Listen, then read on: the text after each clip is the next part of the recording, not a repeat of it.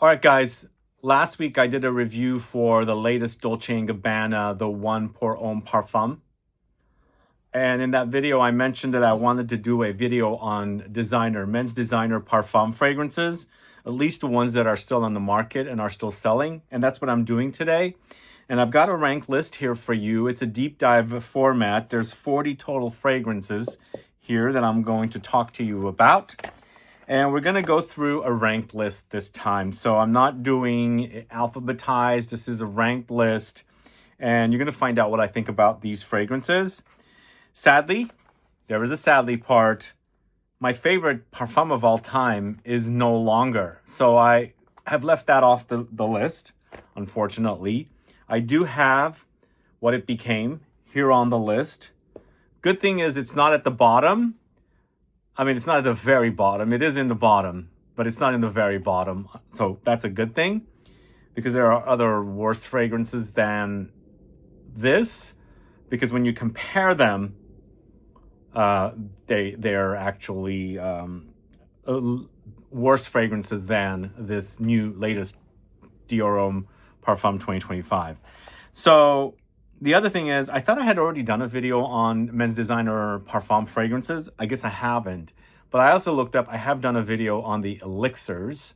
And I think after this video airs and a few weeks or months go by, I'll also do an updated elixirs and absolutes video, I should say. So I think there's like elixirs now. Of course, there's absolutes and so on and so on. A couple of technicalities here. There's a few fragrances that are unisex targeted, I think. So I've ranked them still here in this list because they are kind of associated with men's fragrances. And what else? There's also a few there are a few fragrances that are titled as parfum. Like, for example, if you look here, Le Parfum is called Le Parfum. But if you look at the bottom, it's actually a Eau de Parfum Intense. I think it's an Intense. Yeah, this is an Eau de Parfum Intense. And actually, 2 fragrances from Jean-Paul Gaultier claim that it's a Le Parfum. But when you look at the bottom, see, it says Scandal Le Parfum on the bottom, and then it says Eau de Parfum Intense. So I don't understand why they do that, but they have. So there is that. And there's also a few Parfum Intense fragrances here in the list. And I've also left those on in the list as well as parfums. So there's just technicalities here. So let's get started with the list. Going to the house of, it's JOOP, and it's JOOP Homme Le Parfum. So I actually bought this to do a video on the JOOP fragrances, and it looks like I've never done it. I looked up on my channel. And so I guess I will eventually do a video on all of the JOOP flankers. But I didn't really care for this one. So we're starting off the list at 40. This is number 40. And to me, it's a dud. It's a complete dud. Whereas I personally was not the biggest fan of the original JOOP, but I had relatives that wore it, and I kind of didn't like it for that reason. But this is kind of screechy, sharp, woody, spicy, and, aromatic, maybe vanillic, but nothing really stands out. It just seems like a synthetic chemical soup that, I want a little bit of aromatic. They claim there's lavender here.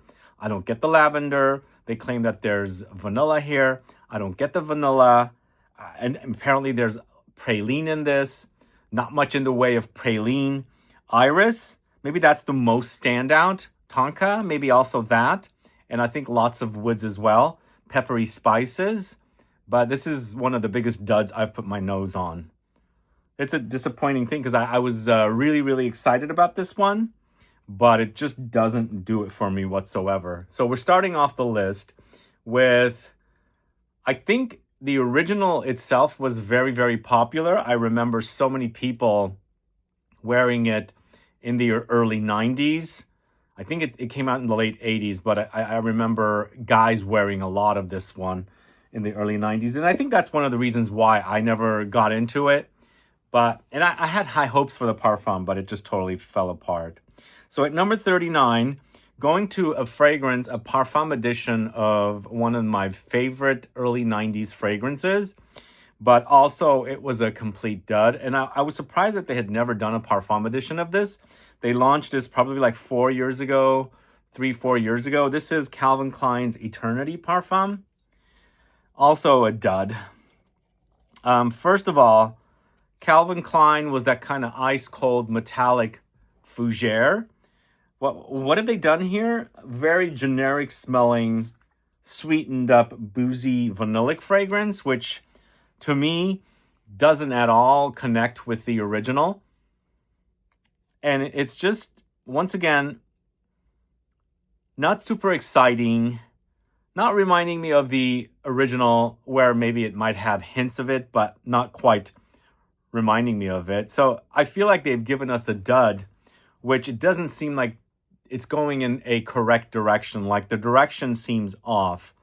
I think maybe when they put this fragrance together, they thought, oh, I think guys like sweet fragrances now. Let's make this sweet.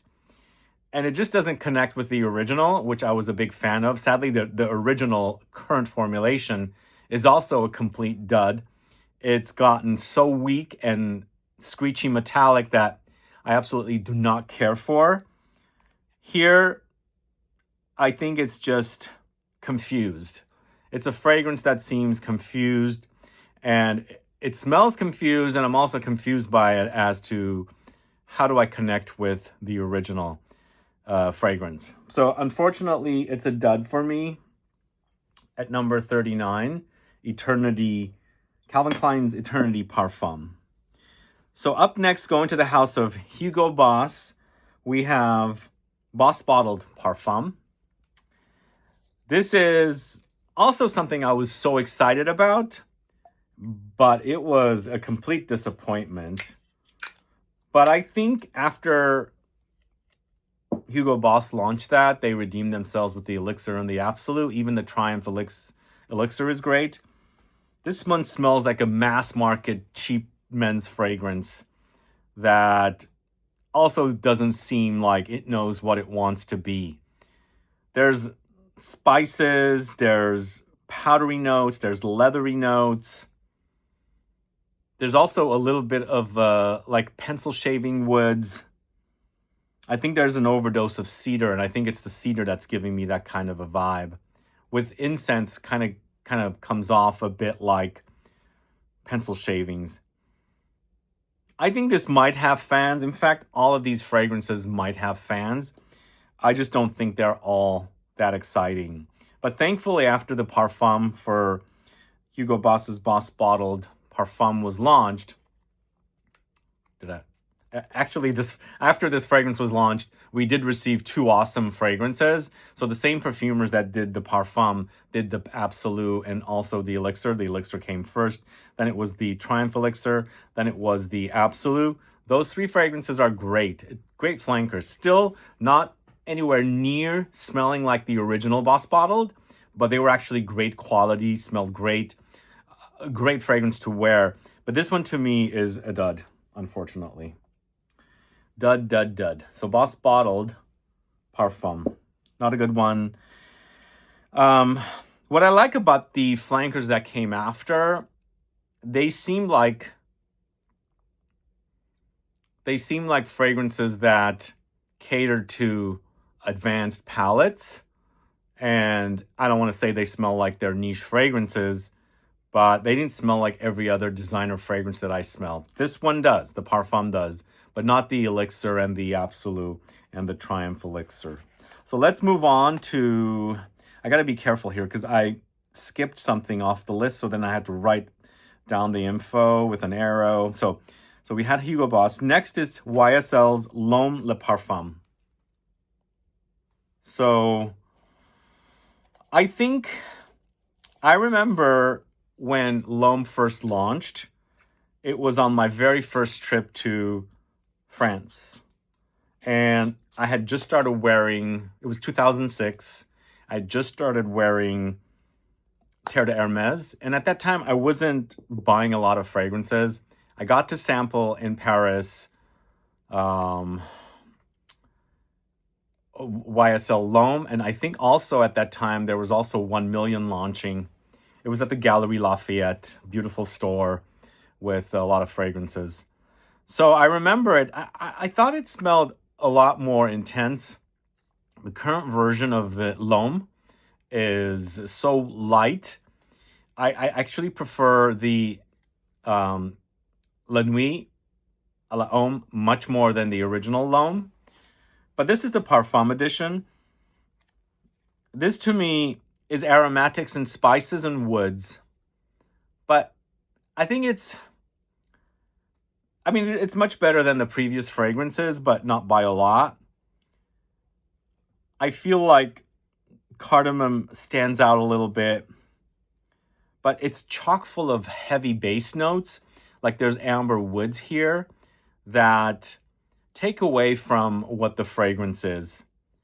But as an spritz and run, dash out kind of a fragrance, I think it will do if you're into, spices and aromatics and amber and woods and things like that. But there's not much exciting things happening in it. But anyone that's looking to smell decent, I think will be satisfied with this. Definitely better than the previous 3 for sure. But as I said, not by a lot. So that is YSL's L'Homme Le Parfum. And this one I recently got, and I spoke about it in the video I did for the 2025 fragrances, designer fragrances for the guys. It's Davidoff's Cool Elixir for him or for men. I think they launched a woman's as well. This to me doesn't smell anything like the original. This is number 36, by the way. It's the next one that I had skipped that I'm going to have to mention. So it's quite synthetic. An initial blast, there's definitely a very mass market smell about it. Eventually the fragrance gets better. There's rose oxide or some kind of a rose note in here. There's also lavandin. If you guys want to know the differences between lavandin and lavender, I have a video with a woman who runs lavender farms and harvesting, and she explains the differences. Also Clary sage. It's funny that I was putting the notes down for these fragrances. There's a lot of Clary sage in a lot of these fragrances. And I've been mentioning lately, I'm not really a big fan of Clary sage. I'm going to actually do a video on it. In fact, as soon as we have a fragrance that comes up with Clary sage, I'm going to kind of do a quick segue on Clary sage. But stay tuned for a video on it. But this one, I just think it's just very generic. Sure, it's intense. But, I've also, I should mention, I put this in I featured this even though it's called Elixir. It's a Parfum Intense concentration. So that's one of the reasons why it's here. But I think this will also end up in the Elixir video. But it's actually quite generic. Very, very generic. Let me know if you guys are fans of it. I think the line has better flankers than this one, personally. What do you guys think? I do enjoy the bottle. It's quite sexy. The gold detailing is quite nice, and the compact size of the bottle. But the fragrance itself is pretty generic. The next fragrance is the fragrance I had left off. It's Ralph Lauren's Polo Blue Parfum.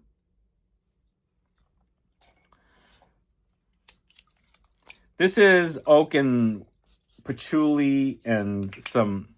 This one actually has Clary sage. Pink pepper notes or peppery spices. There's also some olibanum. There's some light citruses in here as well. It's kind of a fresh fragrance with deeper woods and spices and resin notes. But I thought originally the original fragrance was a aquatic marine fragrance. I'm not getting that here. I think it's just a blue style of fragrance. Not an exciting fragrance, but it does feature Clary sage. Thankfully, I don't smell it much. Let me pause the video and grab some Clary sage to talk about. So for a while, I was actually buying some, essential oils with ingredients that they use a lot in fragrances. I did Davana and LME resin. There's another one that I bought called Clary Sage, and I put my nose on it, and I was like, what the hell is this smell? I don't like it at all.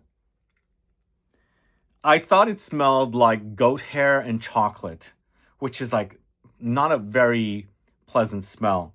Later, I was in France last June, and I went to the lavender harvest, and there we spoke about all the different ingredients that they grow and, you know, harvest and create essential oils and, you know, sell it to different companies that need these ingredients.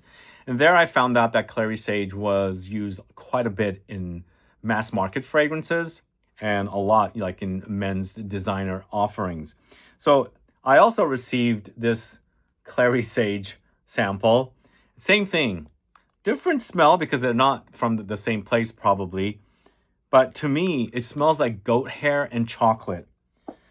And so I've really put that smell in my mind and made sure that I can pick it out in fragrances. To me, it's not a very pleasant smell, unfortunately, and it does come up quite a bit in men's fragrances, and you're gonna hear about it here as much as I can tell you about it. But I think, look up the note if you're into, you know, mostly men's designer offerings. See if your favorite fragrances feature Clary Sage. And then try and see if you can buy one of these. I'll link to it in the info box if I can. Clary Sage, I bought this online. It was like $20. And this is a great way to learn about various ingredients. And go catch my videos on Davana. A great note, by the way. Same thing, I bought one of these. Smell it and I love it. That was one I loved. And also the LME resin is also a great note. In fact, one of the fragrances I'm going to talk to you about here, the DIOR SAUVAGE Parfum, is all about LME resin. And both of those ingredients were great. But when I got this one, I was like, I don't want to do a video on this. I don't like the way it smells. It's not one of my favorite notes. It's weird. It's a weird smell. But anyway, let's move on. So the Ralph Lauren Polo Blue Parfum is number 35. Then we have Armani Code Parfum at 34. And Armani Code Parfum, not being the biggest fan of the Armani Code series, I think it's not a fragrance I don't enjoy. In fact, I would wear this. It's kind of reminding me today, for the first time, Prada Amber Pour Homme a little bit. There's major powdery effect happening here, and also lavender, so it creates a soapy quality, but kind of stops there. I think there's also aldehydic notes in this that's creating that soapiness, but for me, it's aromatic, it's powdery and soapy, and all of these ingredients that are put in here comes off like a powdery soapiness. And of course, it reminds me of Amber Pour Homme. Not identical, but that soapy powdery effect that Amber Pour Homme from Prada has is quite reminiscent of this one. So this is Armani Code Parfum at number 34. Then we're moving on to YSL Lip Parfum at number 33. That's this. But as I was doing my research, I found out that there's a new edition of this, which this is the previous edition. I didn't know that there was a new edition of this. I wonder why they did that. But I think some brands do that. They create a new flanker and discontinue the previous one. And I think YSL has done quite a bit of that with their with this series, the L'Homme series and the La Nuit series. This is basically super clean. And what is that note? I mean, it's once again similar kind of notes. I'm picking up aromatic notes, almost like lavender, maybe geranium, but there's a fruity crunch about it, a crispness. And then, in fact, there's lots of woods. This is a Parfum edition. All of these fragrances are Parfum. where otherwise noted. I think and I mentioned there's 2 Eau de Parfum Intenses here, but they're titled Parfum. This is a official Parfum. It's called Le Parfum.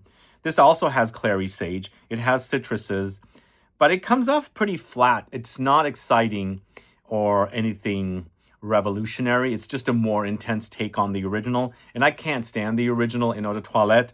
I felt it was very generic. This one's a bit more exciting, but I don't think it's anything to write home about. But obviously it's better than the previous fragrances, so I've ranked it here at number 33. So that is YSL Y Le Parfum.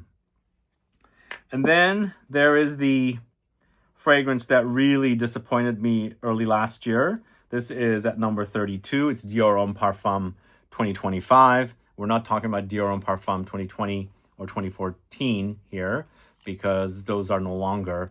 And if you're in the market for it, somebody sent an email. I can't remember if it was an email or a message. They said, oh, I have access to something, DIOR Homme Parfum, I think it was 2020, for like $350. I was like, that's a little expensive, but if you have the money, you know, if you really want it, then yeah, but I wouldn't pay that much for it. This, on the other hand, it's a dud. But I do enjoy it a little more than the others, obviously, so that's why it's ranked here. I mean, I can't even call this DIOR Homme Parfum because it's not DIOR Homme Parfum. This is different. Still focusing on iris and orris, but sharper, woodier, smokier. Not a great quality offering, sadly. My fear is that they're going to do the same thing with Eau Sauvage Parfum and Fahrenheit Parfum, which I've ranked pretty high here. I consider those like amazing. Let's see if those are butchered or neutered anytime soon. I think we should see. But I did hear from an associate that works for the Dior fragrances that officially DIOR Homme Intense is getting an official launch here in the States. If it hasn't already, this was late last year. So let's look forward to that. I don't think DIOR Homme Intense has ever received an official launch in the States. So let's see. So also, I thought that DIOR Homme Intense was getting a facelift in 2025. I never saw the facelift. Has anybody gotten their nose on it? Is it the same? Has it changed? Let us know. I still have a bottle and probably a backup of it as well in the 150 ml. I think that's also a good alternative for you if you're looking for the original DIOR Homme Parfum and you can't find it. The DIOR Homme Intense is definitely an alternative. I don't think it's obviously it's not as intense as the Parfum, but to me it's the same DNA and smells sort of similar to the original, where you can get away with wearing it, but obviously it's going to perform more like an Eau de Parfum and not a Parfum. So let's move on to number 31. It's Chanel Bleu de Chanel Parfum. Not the L'Exclusive that just came out, obviously. I'll be honest, Bleu de Chanel has not been my favorite fragrance from any designer. I like the Parfum, obviously, more than the latest DIOR Homme Parfum, but it's not like something... I think it's a very easy to wear blue style fragrance. Once again, it's a grab and go, dumb reach. It smells great. It's fresh. It's a bit grapefruity. I think that's the note. It's got woods, but I think they've given it the amber treatment here, and they've given it the resinous, maybe like incensey treatment as well. So it's got slight smokiness. But still, it's clean, it's soapy, and it has the freshness of the original, whereas the new, very expensive flanker in the Exclusive, it's just way too expensive. And I think they've taken... Here, I think the DNA is working, whereas on the other one, the more expensive one, I feel like the Chanel DNA doesn't work with how much amber and resins they put in. I think this works better. Not that I don't like that one. I like it. I think it's just overpriced. I think for a nice balance, this still has the freshness, whereas the other one is focusing more on resins, and they brought in the DNA of the Bleu de Chanel fragrance, and sometimes maybe it doesn't work as great as it should, if that makes sense. So that's Bleu de Chanel Parfum at number, where are we? 31. So up next, we've got number 30. It's Paco Rabanne's Invictus Parfum. Honestly, the original Invictus is one of my most despised fragrances. And when that had just come out, I smelled so much of it on, I don't know, on people or guys. And then I think other brands started copying that similar amber woody aquatic marine DNA. Really was a nauseating smell. At least the flankers are better. They're deeper. This is, it's a lot of lavender. Lavender is used quite a bit, but this isn't your grandfather's lavender. The 80s lavender compared to this lavender is so different. It's ambery, it's woody, it's spicy.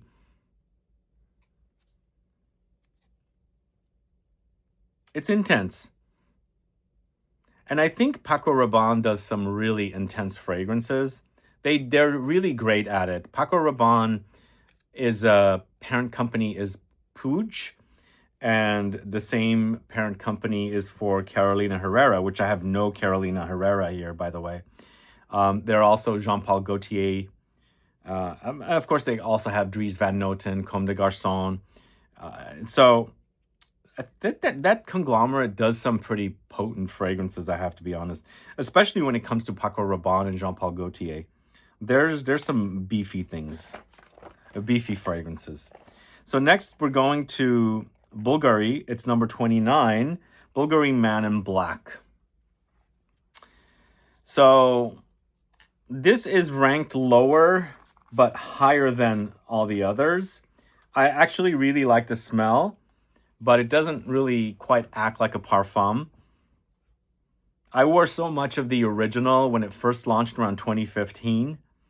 Super spicy, woody, smoky, amberwood kind of fragrance. I think it's this is Alberto Moria's. I think he's created the entire collection. Sorry, I'm receiving notifications on the phone. I should turn that off so I don't get distracted. So I wish it's called Parfum, but it doesn't act like it, but it smells so good, which is what I mentioned in the video. I wish the performance was this better because it's really, really great. And again, I'm a niche guy mostly, but when I smell it, it takes me back to when I was wearing that fragrance in its original form, and I really loved it. But I like this a lot too, but it's a weak for a parfum. It's so weak. So that's why it's ranked much lower. But if it performed like a really hefty, beefy parfum, it would be, ranked higher. So that's a Bulgari Man in Black Parfum. And that is at number 29. Then we're going to the house of Dior. It's Sauvage Parfum. Yeah, I've ranked Sauvage Parfum a little higher than Chanel's Bleu de Chanel Parfum.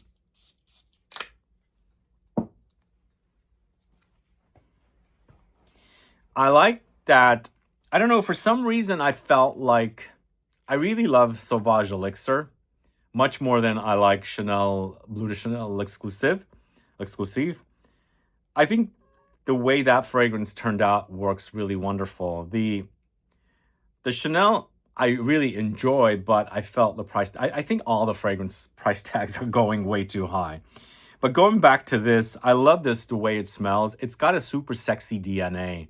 And I don't find the Bleu de Chanel DNA super sexy.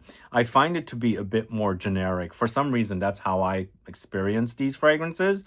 I think the way the fragrance has been created, the trail on this is awesome. And just keep in mind, the original started out with Ambroxan, and I wasn't a big fan of Ambroxan. It launched in 2015, same year that Baccarat Rouge 540 launched.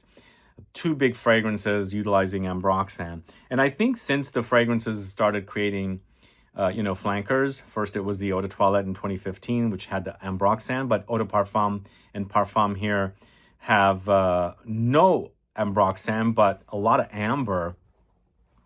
But there is something in there that Francois Demache has added that gives the fragrance this super sexy trail. And once it hits your body and, it connects with your body, a little perspiration, a little body heat kind of starts amplifying the fragrance off of you. There is a sexiness about it, but I wouldn't say this is like one of the best fragrances ever created.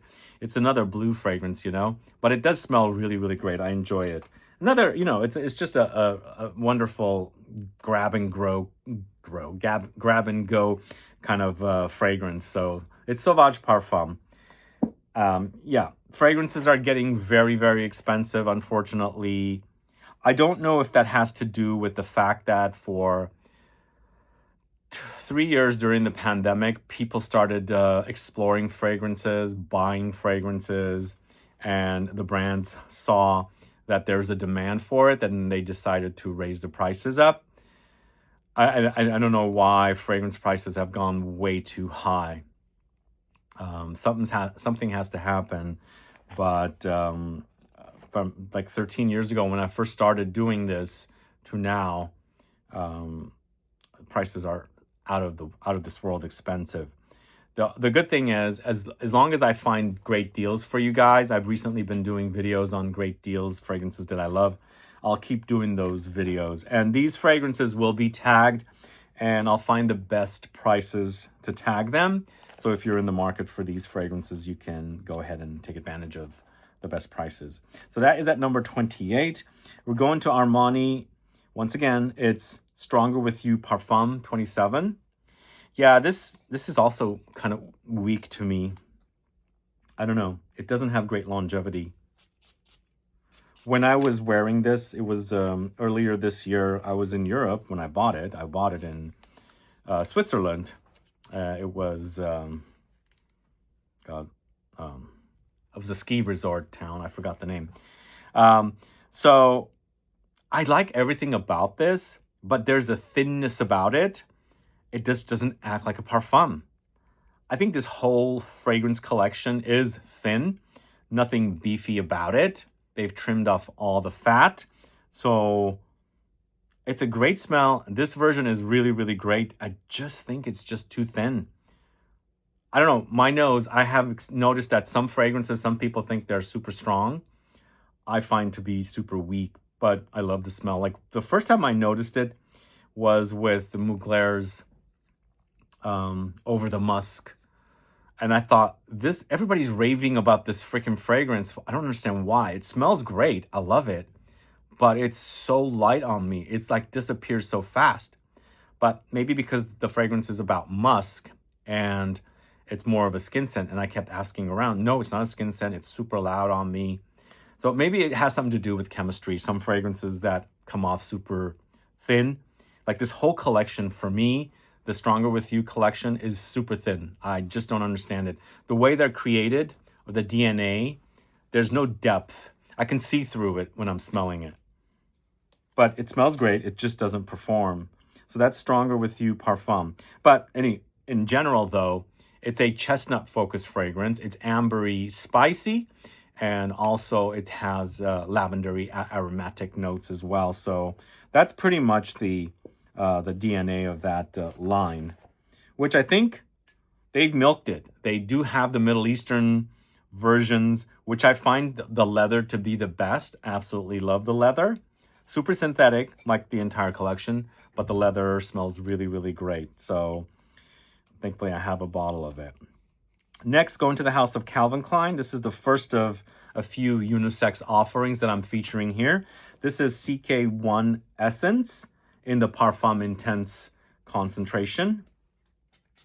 If you're tired of the original, thinking it's too thin, it doesn't last, try this one. The only thing about it is a bit metallic and screechy, ice cold and crisp.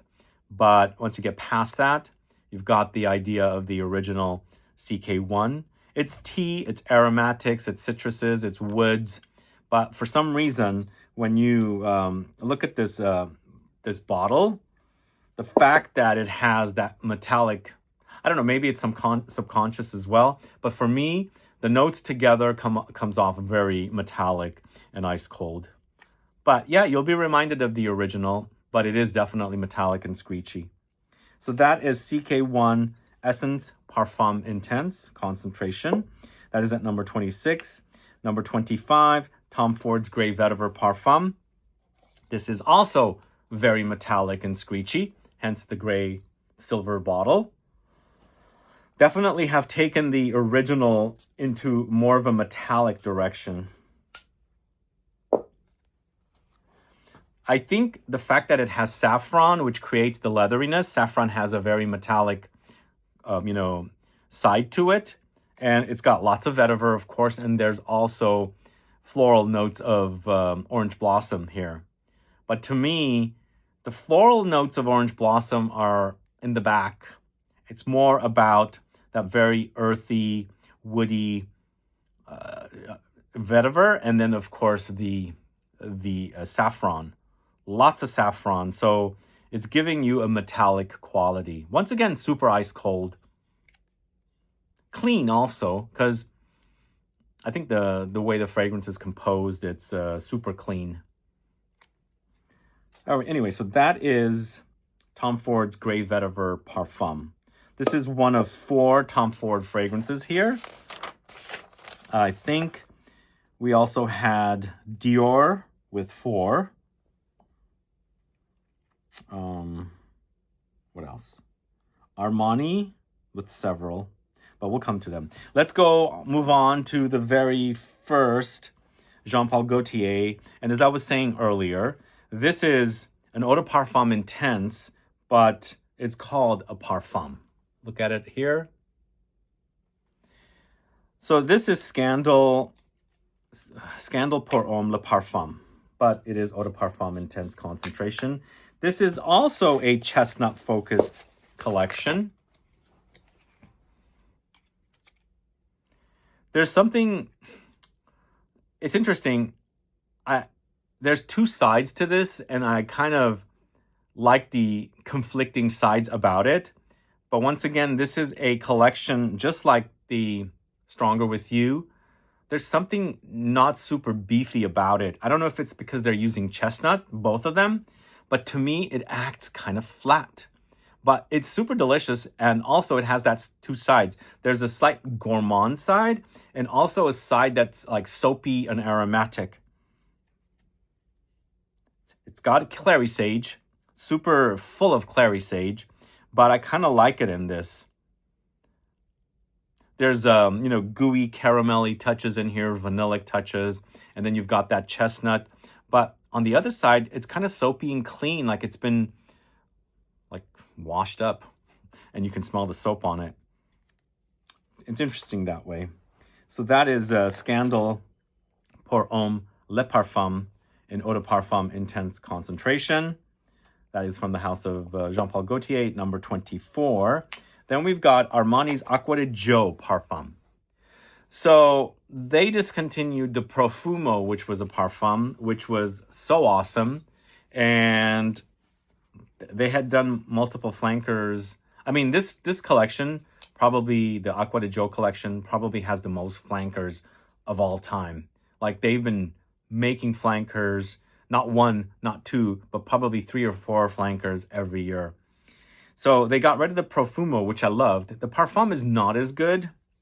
I don't know, something about the Profumo that really resonated with me, really clicked with me a lot more. I found it to be super sexy.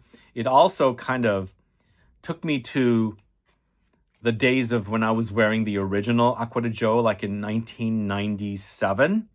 I was gifted a bottle by my family, and I loved it. It was so super intense, but kind of fresh, fruity, marine, but not seaweedy, fishy. It was a really great fragrance, and that's what it reminded me of. This one kind of comes close, I think, but there is something slightly different. It's not as dark as the Profumo. So this is basically Acqua di Gio, which has been around since 1996. So next year, or this year actually, this is 2026. This is the 30th anniversary year for Acqua di Gio, another Alberto Moria's collection.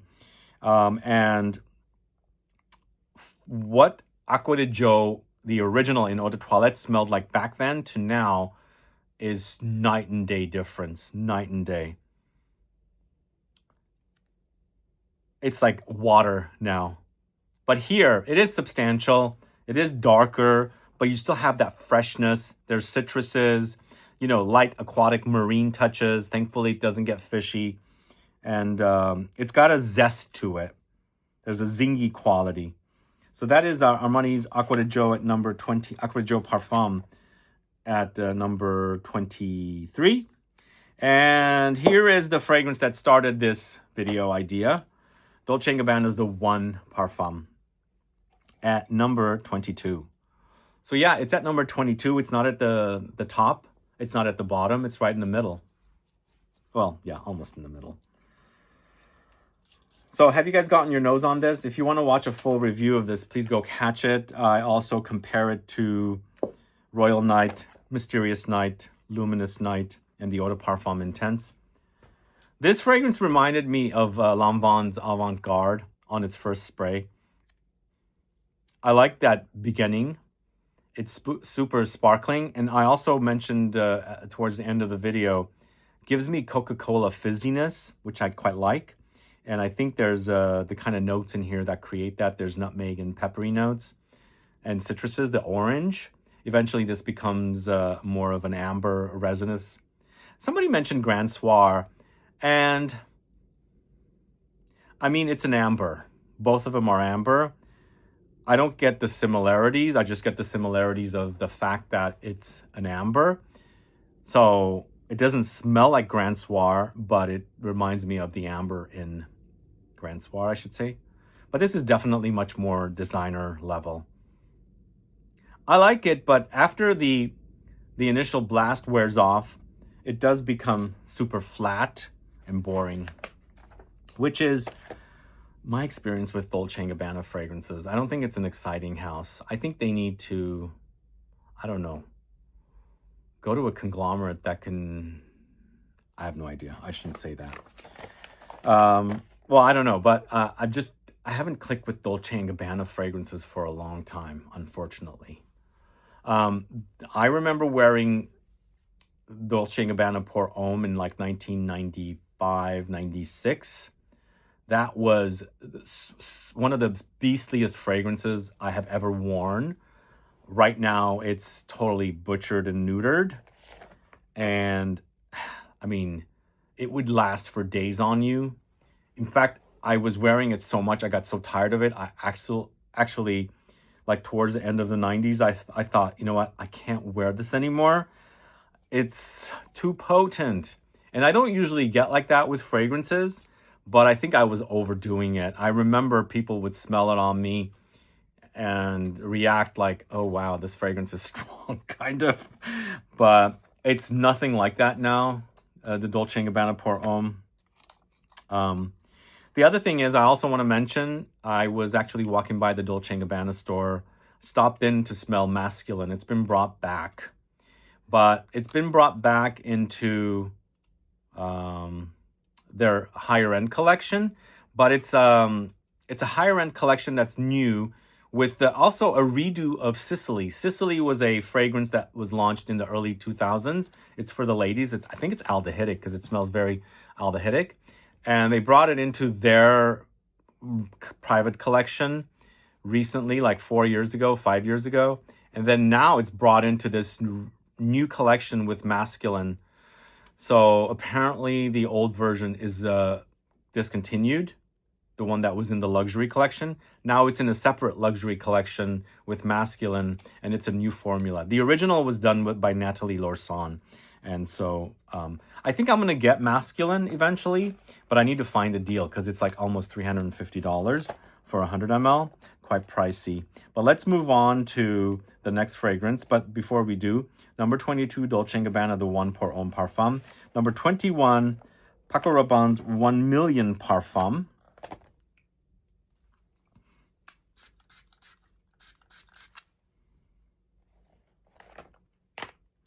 This is kind of interesting with this fragrance. There's something bubblegummy about it, super potent bubblegum, but it has this kind of a beastly side that reminds me of fragrances like Jacques Bogart's One Man Show. I don't know what it is. So it gives me like old school vibes with new school vibes together. The bubblegum, I think it has tuberose, and I think that's what's giving me the bubblegum. So it's interesting. I like that it has a like a Jekyll and Hyde kind of a side. I remember when this was launching, it was that I think it was the year that I was in France, in Paris, my very first year, and they had in that Galerie Lafayette store, they had this not animation, but like an ad running with the Chemical Brothers "Do It Again." I don't know if you guys remember that ad for this for the launch of this fragrance, but that was what they used, and it was playing all over. I never bought a bottle of it at that time, but I kind of like the sweetness, but it's not one of my all-time favorites. Here, I like that it has kind of two sides, which is kind of interesting. A dirty side maybe a little bit, and a beautiful side. That is 1 Million Parfum. Let me know if you get that from that fragrance. Next, go into the house of Ralph Lauren once again. We've got Polo Red Parfum. Super juicy, fruity.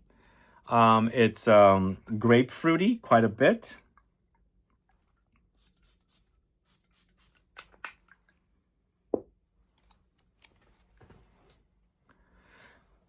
It's screaming kind of juicy citruses and red fruits, but it has absinthe and lavender and woods. You can really experience how thick the perfume is, because the fruits and the citruses comes off jammy. The thickness creates a jamminess. But I quite like the smell of this. In fact, I like it more than the original fragrance. So that's Polo Red Parfum at number 20. So we are halfway done with the list. Let's move on to number 19. And we're going back to the house of Jean-Paul Gaultier. This is Le Mail Le Parfum, which is also a Eau de Parfum Intense concentration. Which I don't understand why they do that. When you're going to call something a parfum, give us a freaking parfum. Don't say, oh, it's an Eau de Parfum Intense, but we're going to call it a parfum. It's kind of weird that they do that. It's confusing. What do you guys think? But in the end, this is a darker take on the original Le Mail. For me, the ELIXIR and now the ELIXIR Absolute are so potent and beefy and so super strong and intense. I like their intensity. But what you have here, it's a bit more subtle. So if you don't like it super potent and intense, maybe not so candied and ambery, go with this one, because it does have the traces of the original, and but it is amplified a little bit. It's interesting also, the original, the very first original, was created by Francis Kurkdjian, and he was doing a lot of the flankers for a long time. Now, and Francis Kurkdjian has been one of the most popular perfumers, but now they've given it to the next most popular perfumer. Canton Biche is doing all of the flankers for Jean-Paul Gaultier, Le Mail. I like this one. It definitely reminds me of the original. I wonder if they could have given us this much more stronger in Parfum, in a true Parfum version. But I think they're pretty much giving us the ELIXIR as the Parfum. All right, so next we are talking about Gucci. Gucci Guilty Pour Homme Parfum is at number 18. I know the two new ELIXIR, there's the ELIXIR and the, I think it's called Absolut de Parfum. So there's those two, which probably will be in a separate video. I'll do the elixirs and the absolutes together. And for a while, I didn't really care for this, but what has happened, it's gotten super earthy. And there's the light trace of the original Guilty in here, way back in there. But it's gotten super earthy and spicy. That creates a major sexiness here. So there's amber in the notes. There's lots of aromatics, resins, woods, and spices. And of course, earthy notes. I quite like this one.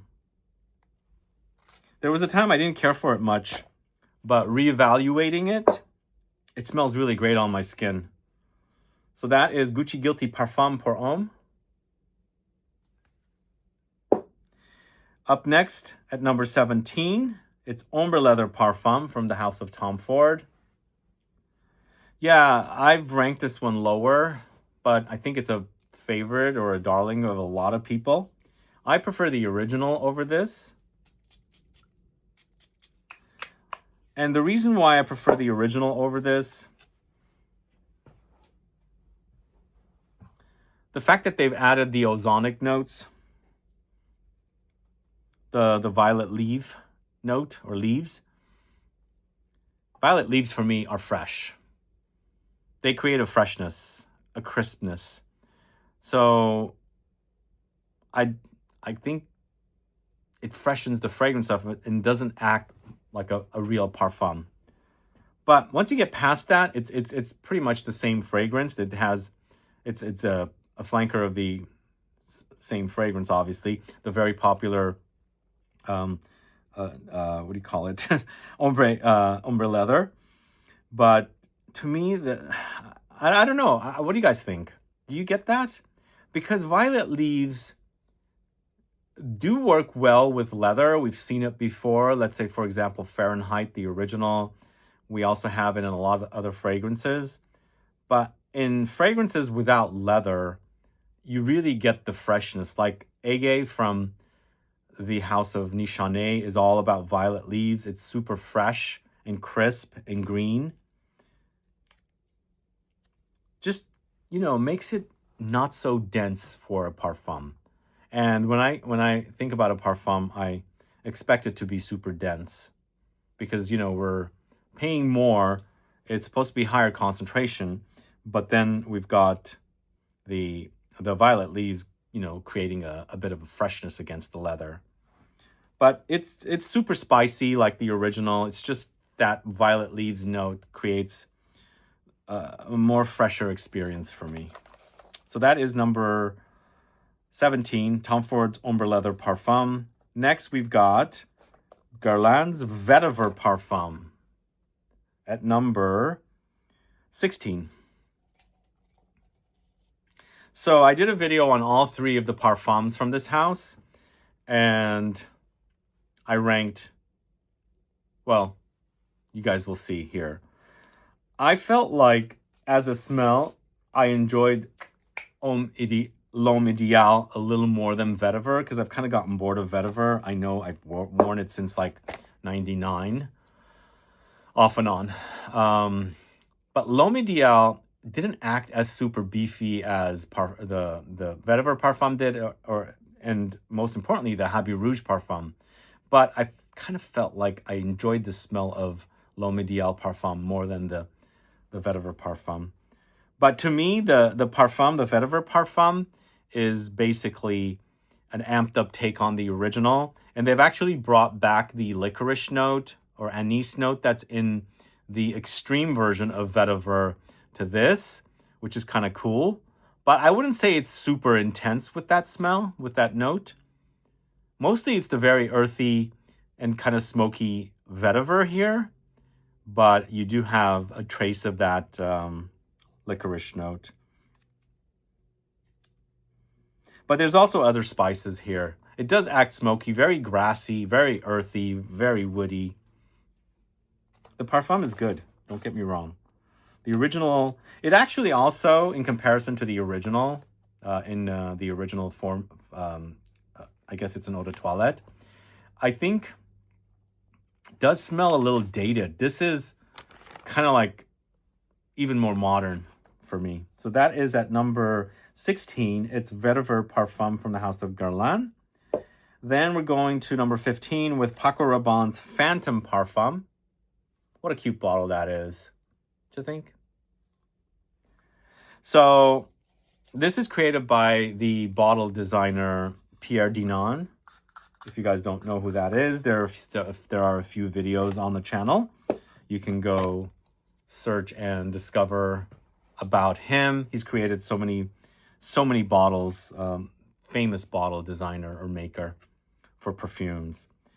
Here in the Parfum version of Phantom, there's a texture in it that's kind of similar to the texture of Scandal Parfum. Slightly doughy, sweet. This also has lavender. You can smell it big time.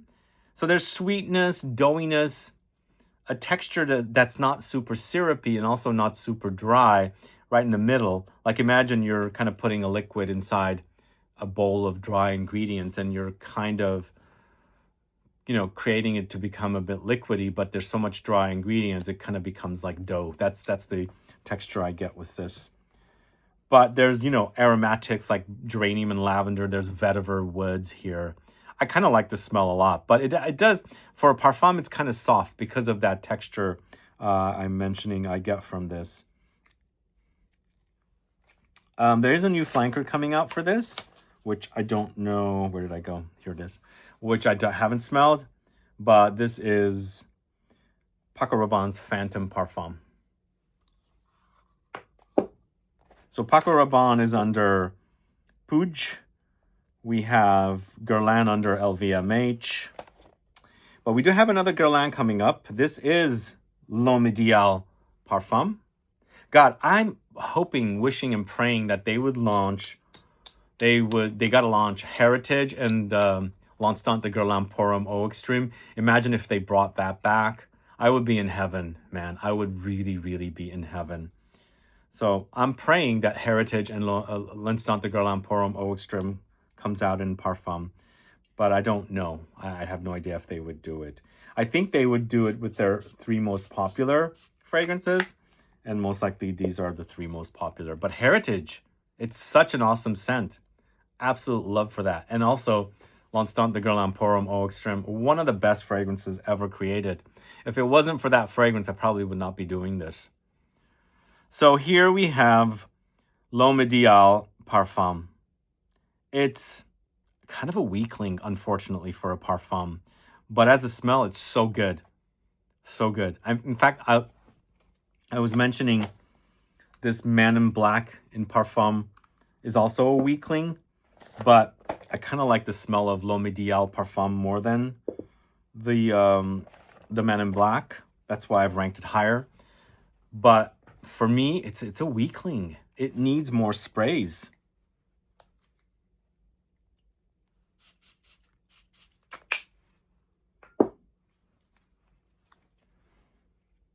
So it has leather, there's patchouli, there's a ELIXIR or an amaretto note in here. And maybe it's a slightly smoky as well. Maybe musky. But it's more of a skin scent rather than something super potent. What do you guys think? Do you get that? In fact, I was mentioning just earlier how some fragrances for me just come off weak.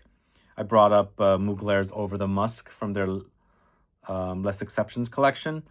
How that fragrance came off super thin and light on me. And some people said it's super potent for them.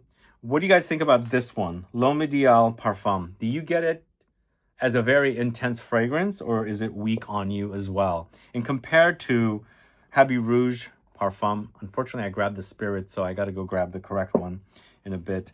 And then compared to the Vetiver Parfum, which of the 3 do you think is the most potent? For me, Habit Rouge is the most potent out of the 3, but maybe you experience those fragrances differently. And at number 13, we've got Cartier's Declaration Parfum. Originally created by Jean-Claude Helena, this version is created by Mathilde Laurent. This is the in-house perfumer at Cartier. Oh, it's good. But you definitely have the OG DNA of... This is like the OG DNA of Jean-Claude Helena, which he's created so many fragrances similar to this. And he's created fragrances with for Frederic Malle as well. Bois d'Orage kind of not Bois d'Orage, what am I talking about? One of the fragrances he did.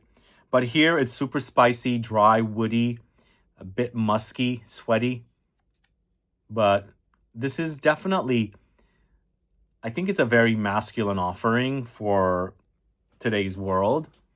But, I mean, people have different tastes. I like fragrances like this, and I also like sweeter fragrances. Depends on your mood and what you want to wear. But this is like one of the best DNAs that I think Jean-Claude Helena has created. And obviously Mathilde Laurent turned into a parfum. But it's awesome. It's a really, really great, classy, gentlemanly, masculine offering. This is a tester that I bought, but this is Cartier's Declaration Parfum. All right, that was Cartier's Declaration Parfum. Next at number 12, it's the second and last unisex offering, but I'm putting it here as a men's offering because a lot of men like this kind of fragrance. This is Tom Ford's Costa Azzurra Parfum.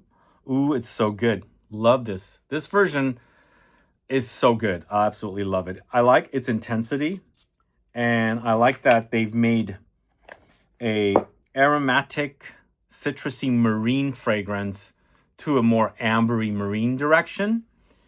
You definitely have that kind of menthol aromatic greenness of the cypress, and it's intense. You have more like a sea breeze effect happening. Definitely lots of amber notes and woods in the base, like resinous amber. And then you've got that citrusy touch, the lemony citrusy touch as well. I think it's so good. So good. One of the best, but more underrated from the house of Tom Ford. But for me, I really love the Aqua. In fact, I wore quite a bit of the Aqua. And I really love the Parfum. I never clicked with the Eau de Parfum as much because it was originally part of the private blend. It had a bluish bottle, obviously, because they had those fresh fragrances in those. But once they launched the Eau de Parfum in Signature, I liked it because I wore the Aqua. Then they launched the Parfum. It was all over the Parfum. I think this is one of the best cypress fragrances for me, hands down. I love how the cypress in this smells. Really, really love it. So it's ranked pretty high at number 12 here as a designer parfum fragrance. So at number 11, we've got Burberry's Hero Parfum Intense. So this is one of those Parfum Intense fragrances.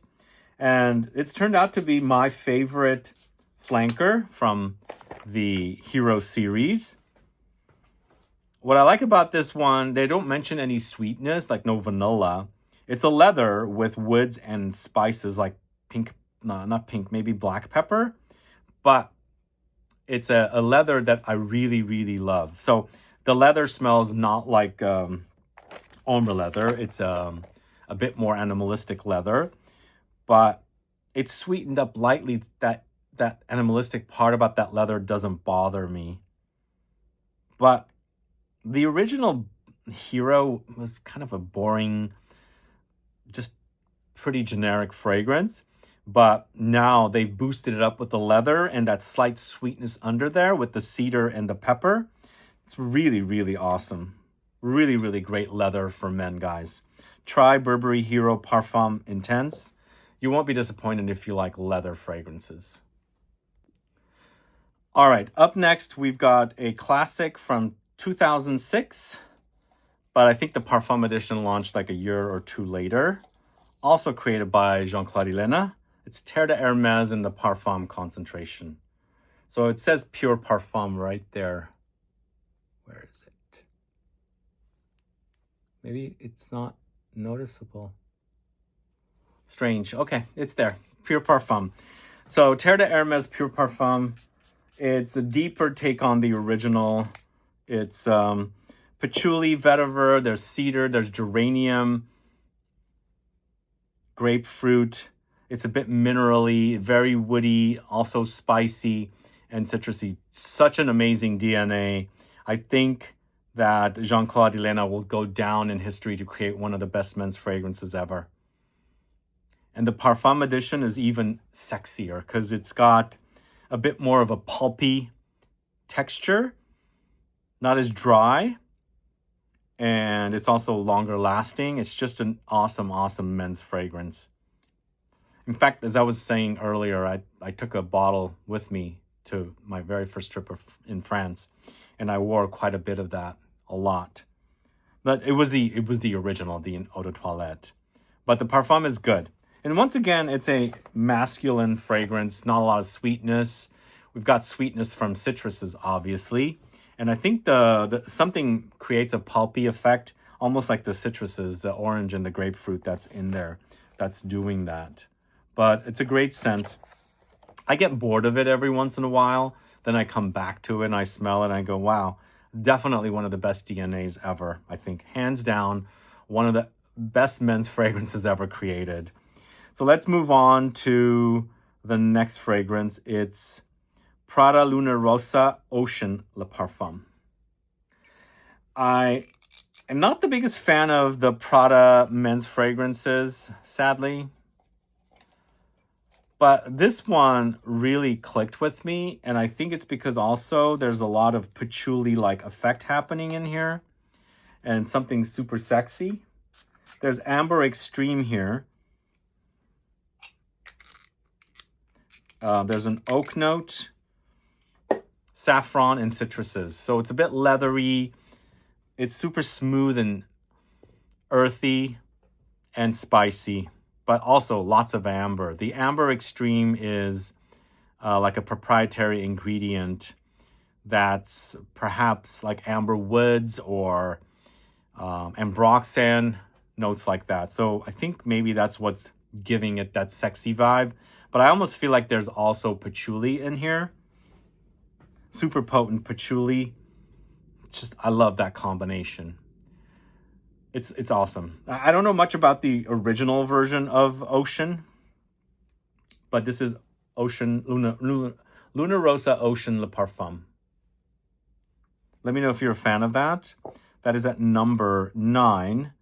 And at number 8, we've got Costume National Homme Parfum. I'm really, really hoping this brand would end up coming back to the States. I'm hoping. They have some great fragrances by great perfumers. This is a Dominique Ropion creation. By the way, guys, I am working on a Dominique Ropion deep dive, and I can't believe it. I have around 100 Dominique Ropion fragrances. 100. If you're up for that, it's going to be shot very soon. In fact, I might shoot it this week or possibly next week. I'm waiting for a few fragrances, but I can't believe I have 100 fragrances. Probably the perfumer out of all perfumers that I have the most fragrances of. Because if you look through my deep dive videos within the last year, you'll notice I've done several perfumers deep dives, but I've never had one that's come close to 100. Like I did Bertrand Duchaufour, I think he had like 65, but the rest of them were under 50. But Dominique Ropion, almost 100, which is perfect for a deep dive. It's going to take a long time to shoot, but I'm really happy to do it for you guys to hear about the fragrances that he's created.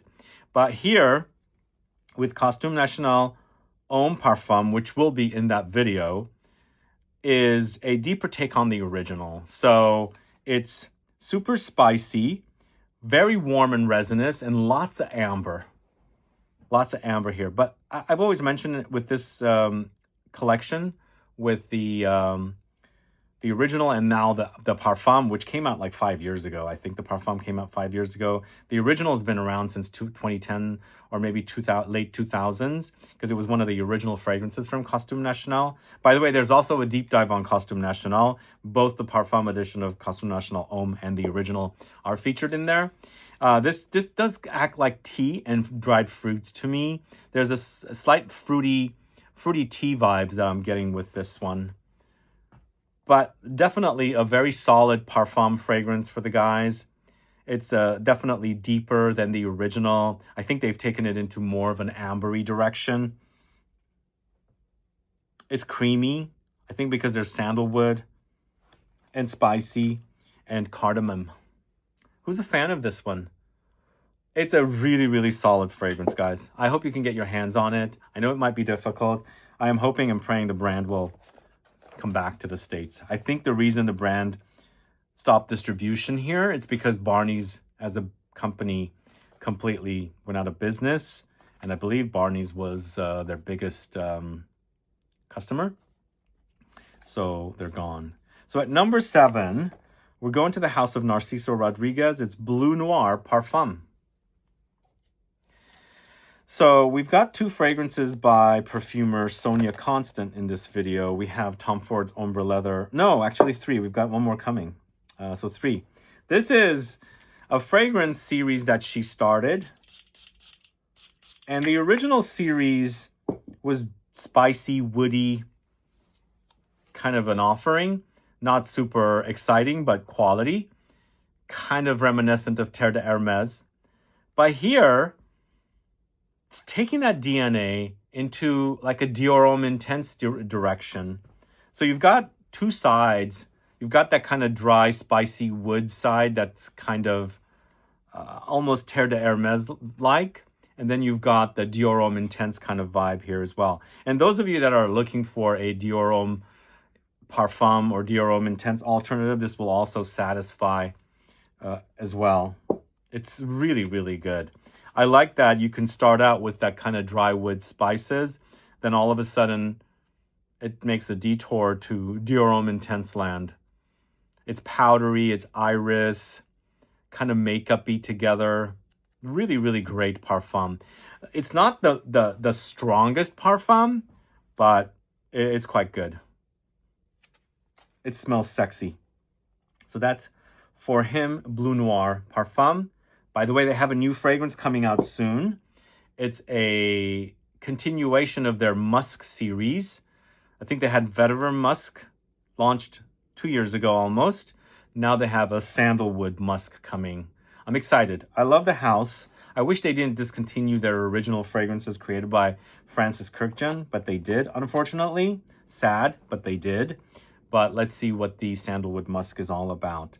So that is at number 7, Narciso Rodriguez Bleu Noir Parfum. But let's move on to the house of Caron. It's Pour un Homme de Caron Parfum at number 6.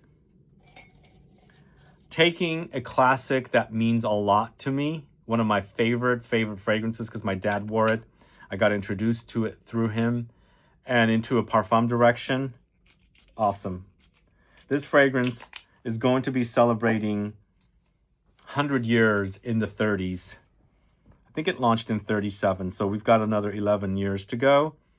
But it's been around that long. In the end, it's kind of Amber Fougere-like because there's a lot of lavender here. And there's also lots of warmth, resins and amber. This one has a Popanax. I believe it's got multiple varieties of lavender. And once again, going back to that lavender video I was talking about with the lady that works for the lavender farming company that works on producing the essential oils. You know, there's multiple varieties of lavender. And this fragrance here, since it is lavender focused, it has like 3 or 4 different varieties of lavender. But there's also resins. It creates an ambery effect. There's musk. And so it's a really nice beefy take on the original. Super ambery, but also very, very aromatic. Giving me Amber Fougere vibes. I wouldn't necessarily classify it as a traditional Fougere, but it did launch in the 30s. So like 50 years after the original Fougere Royale came out. 50 or so, I should say. But anyway, this is Caron Pour un Homme de Caron Parfum. Get your hands on it if you're a fan of the classic. It's so good, the original. But the next one is from the house of Cartier. It's Pacha de Cartier Parfum at number 5. It's good. The original of Pacha came out like in the early 90s. I believe 90 or 91. It was a patchouli bomb This came out just before the pandemic started, early 2020.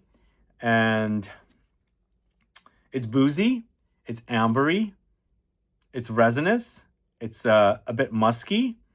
And of course, it's got a bit of old school vibes because it has that pine in the notes, maybe some earthy patchouli. So you are reminded of the original, but it's super modernized with the I think it's Ambrocenide or Ambroxan, some kind of a note like that, plus the booziness. I think the boozy note makes it very modern. The ambery notes makes it modern, but that addition of the fir balsam, piney kind of notes makes it a bit old school. So it's nice to have the best of both worlds in one fragrance. And I absolutely love this.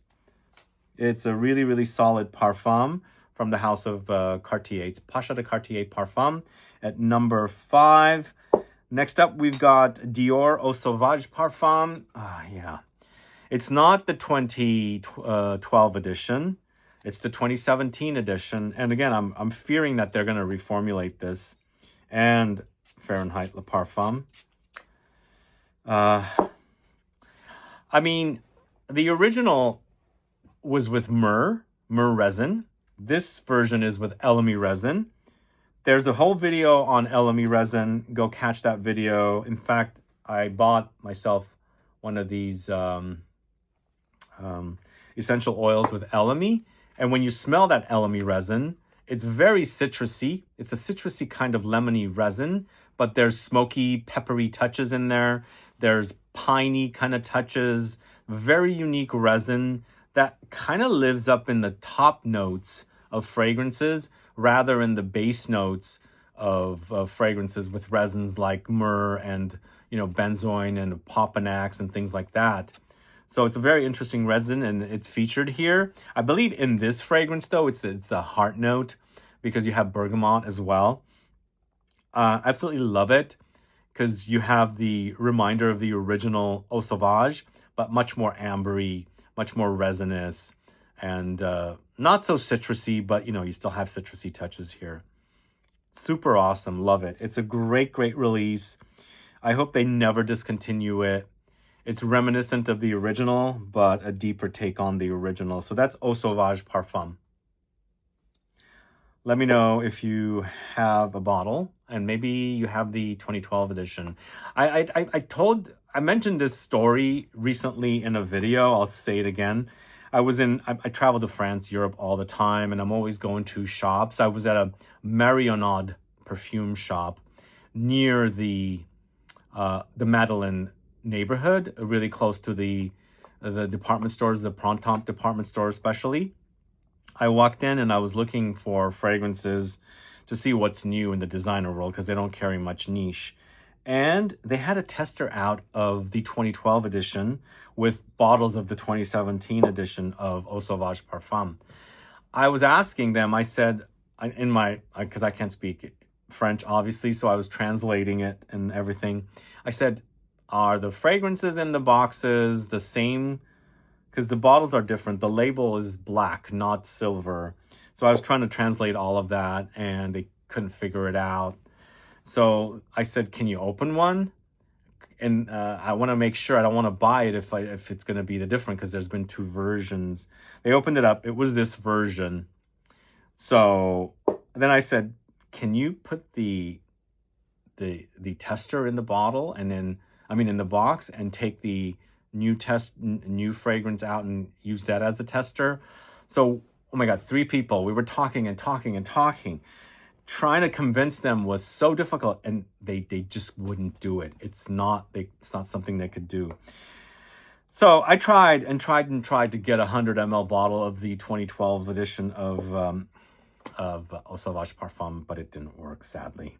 I think if I had a French friend there, that might have been able to convince them, but they were by the books, no ands, ifs, or buts. Anyway, so that's DIOR Eau Sauvage Parfum at number 4, and then we've got DIOR Fahrenheit Parfum at number 3. Yeah, this is taking the original Fahrenheit into more of a gourmand direction.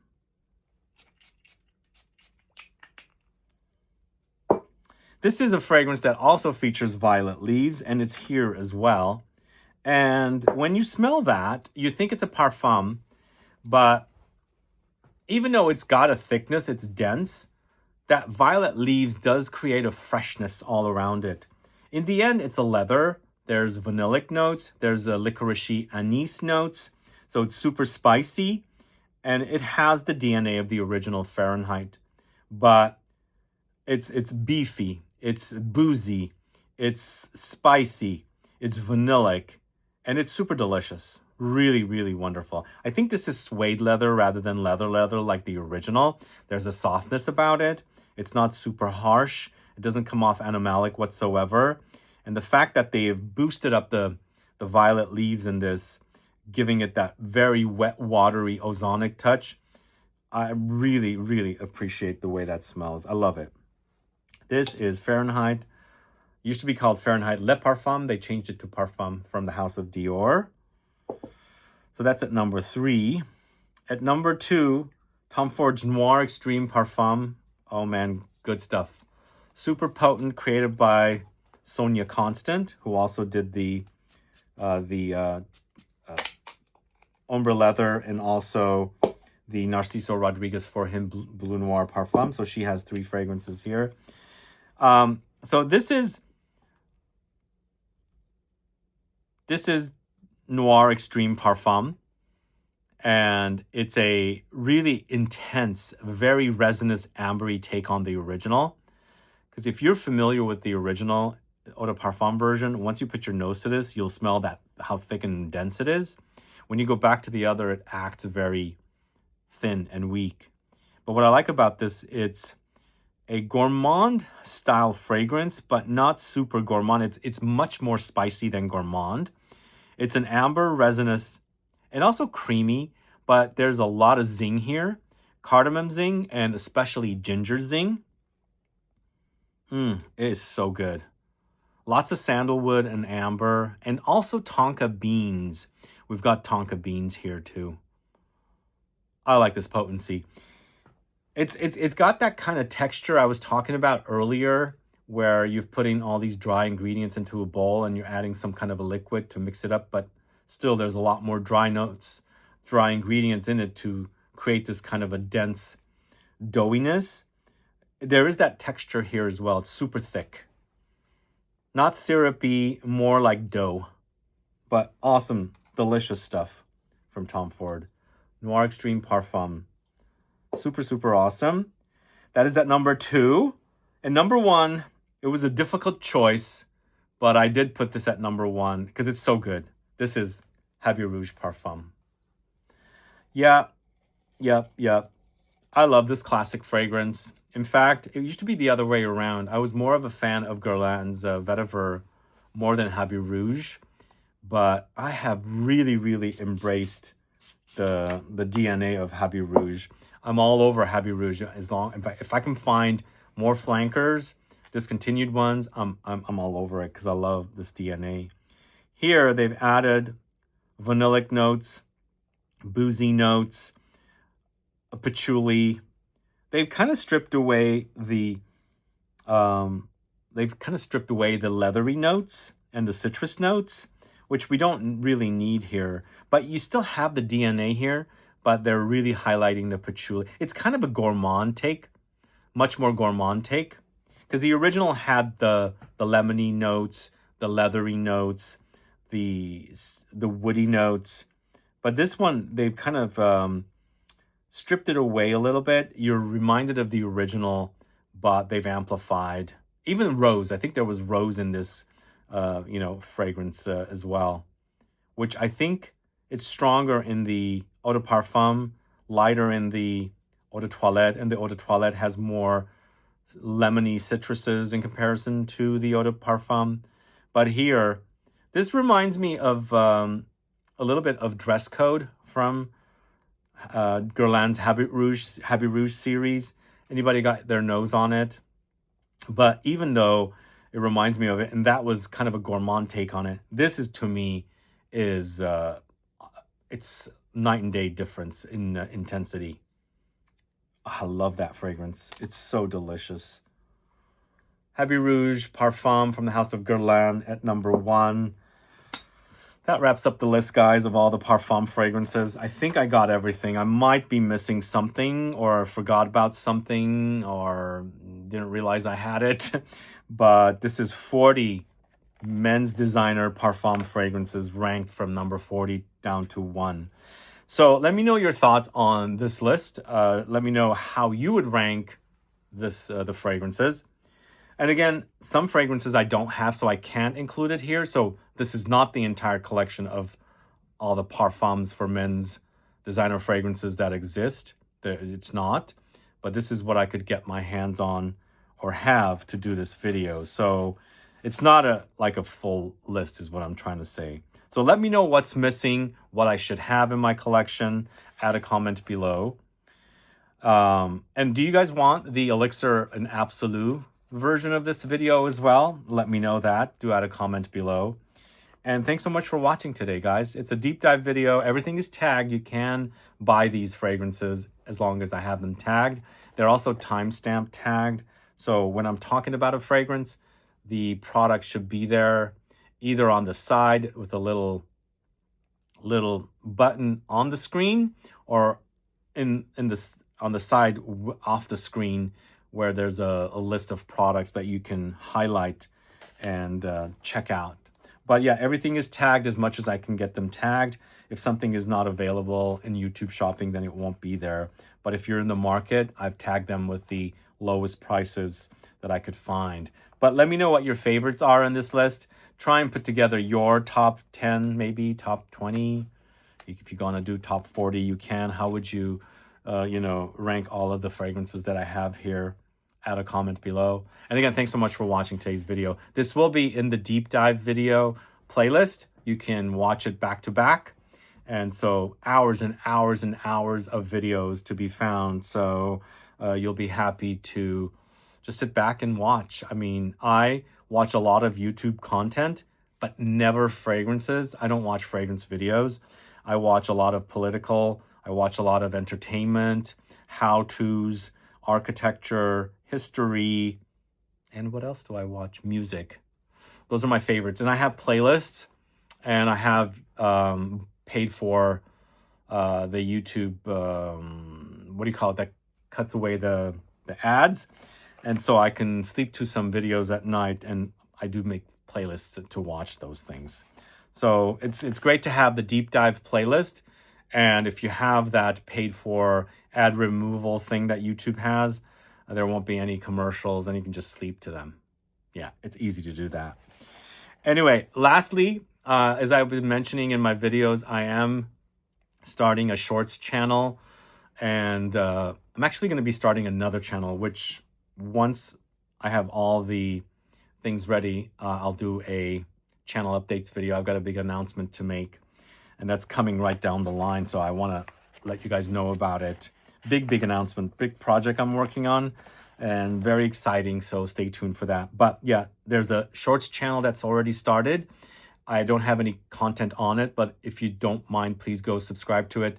If you enjoy shorts content, I will be posting shorts content there. I'm trying to get to the 1,000 subscriber mark. There's probably about 250 subscribers as of the shooting of this video. So I would appreciate it if you go subscribe to that channel, so I can start posting content there. But there's also going to be another channel as well. I'm moving some of my content off this channel to other channels because of the algorithm. YouTube's algorithm has been messing up my channel. But more on that when I make the channel updates video. But again, thanks so much for watching today's video.